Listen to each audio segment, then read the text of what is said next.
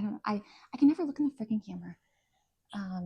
You know, you're just like drawn to like make eye contact with yourself if you're recording something. At least I feel that way. So there's the camera. Hi and welcome. I'm Alexandria, currently working on my first debut novel, Echoes of His Touch, in progress. And anyway, my cat has a bedroom that I will be cleaning out and making into decrepit. Does anyone, why can't I spell decrepit?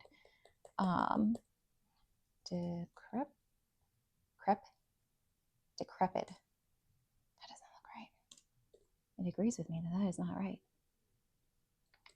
My cat has a bedroom.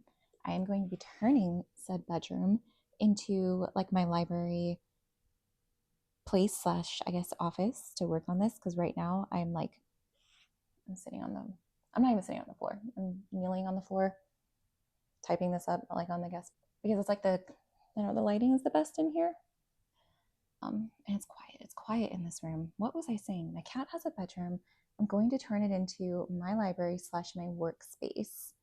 It has built-in shelves. It has these incredible built-in shelves that right now just stores garbage. It's not garbage. It's stuff for the cat is in there because it's his bedroom. I know I gave my cat his own bedroom. So I am reading Dungeon Crawler Carl. Amazing, amazing series. I'm on book 5, The Butcher's Masquerade. I'm doing like a mini pseudo book club with my husband. I've got him into it. So he does audiobooks. It's just easier for him, what he prefers. And I do like the physical copies. So we're on book 5 together. Does anyone read Dungeon Crawler Carl? Because I am obsessed. But typically I read like dark romance or fantasy or thrillers. I love thrillers. My favorite type of thriller genre. Oh my God. I'm going to do my hair today. My favorite genre of thrillers are detective thrillers that take place like in the UK-ish region. There's just something about the way they write their books, like written by people who live over there. Like American-based thrillers, like Frida McFadden. Is she from the US of A? I could be sorely. I have a freaking computer in front of me. I can literally just Google, where is Frida McFadden from? New York. Okay, US. I'm not wrong. There was a point to this. I feel like there's something to their writing style, and maybe it's just like a novelty to me because, you know, they have like not a different language, like they speak English, but like their vocabulary is different, their words are different, the dialect is different. So it's just more fun, it's more moody. And the way they write their thrillers, it's just, there's something about it. Check them out, y'all, if you haven't. I will specifically, like, I love getting books in the airport. Like, I need a new book for the plane ride. Oh no, let me go to the newsstand. And I will literally just flip the book over and I'm like, where's the author from? Cool. England buying, London buying, Scottish, Scotland, Ireland, whatever, buying. And I've never been disappointed. I haven't been disappointed yet. What has made me disappointed is these book recommendations. Like, I know they're popular for a reason, and I always take everything with a grain of salt because I do read a lot of thrillers, I do read a lot of dark romance, I read a lot of horror. Like, my themes are usually on the darker side, or if I'm reading fantasy, it's like what's considered high fantasy or epic fantasy, like Steven Erikson, Brandon Sanderson, or literary RPG like Dungeon Crawler Carl. So when I read one of these book talk recommendations, I'm looking at you, ACOTAR and Quicksilver, it just doesn't do it for me. I get the appeal with the fae and the magic systems and the spice that's in there. Totally vibe with it, totally understand. But the writing is very juvenile. And so I would say this, like I DNF'd ACOTAR. I read the first 3 books. I'm like, I can't bring myself to finish this series. I read Quicksilver. It was okay, but oh my God, Cyrus was so annoying. Cyrus Fane, whatever her name is. I'm like, get it together. Get it. You're not going home. Forge the freaking metal. Figure out you're not going home. Just do it. You know what I mean? But anyway, with ACOTAR, I thought Feyre was incredibly insufferable and immature, and so were her sisters, and so were half the characters. And I'm like, the themes just felt immature. And maybe because I'm older, like I'm 32, and so I'm reading about all of these, like, oh, woe is me. I cannot tell you that I love you. I can't express my feelings to you. Like, just say it. But also, I understand because, like, there wouldn't have been an ACOTAR if Feyre was just like, I love you, Tamlin, and broke the curse. Like, there would just be no more books. So I get it. But, I read the first 3 books, and Feyre had, like, no freaking character development. She's supposed to be, like, the most powerful, turned into high fae being, has, like, all the powers of all of the high lords. And I'm like, girl, start training, capitalize on that. And she's just like, I didn't ask for this. I don't want this. I get it. You didn't ask for it. You might not want it, but now you have it. And the world is going to war. And they need you because for some reason you're the chosen one and you've got this destiny to fulfill. And I need you to get up and start working. And there's always these battles, that she gets into. And she's like, oh, if only I had trained harder. If only I had, tried to tap into my magic. Yeah, if only. In 3 books of that recurring theme, 1 second she's like, I'm all in, I'm training, I'm honing my magic, I'm a badass. The next second she's like, I didn't ask for this, I hate everything, I hate everyone, so I'm not going to fight. But oh my God, my friends are dying. Oh my God, I'm the only one who can save them. Oh my God, I can't save them because I'm too weak. I couldn't do it. But then I learned. So all of that to say, I was like, the writing style feels immature. Like, it doesn't feel like a grown-up wrote this. Sarah Spain, whatever her name was really annoying too. I just need a female main character who is not annoying, who is just like, I live in this magical realm of all these magical beings, and now I have this magical power that I need to use to save my people. Like, be a heroine, be a hero. Stop waiting on a man to save you. Stop it. Anyway, that's just how I feel. Maybe one day I'll write a romantasy, and I'll have a female main character who's actually strong, independent. She don't need no man, kind of thing. But it's like going to be a romantasy, so obviously there's some romance in there. But that's not going to be her whole personality. Her whole personality is not going to be, I'm so tiny and he's so big and now we're in love and I need him for everything.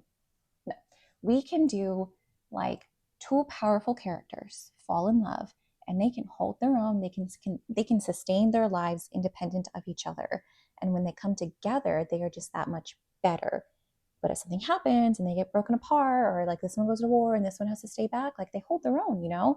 One of them doesn't become incapable of surviving just because the other one is off doing something else. That's what I need. I don't remember why I started this video. I don't remember what I said at the beginning because I just kind of went off on a rant. Anyway, working on my own book, Echoes of His Touch. So it's going to be a dark romance thriller. Most of the theme is going to be a thriller theme.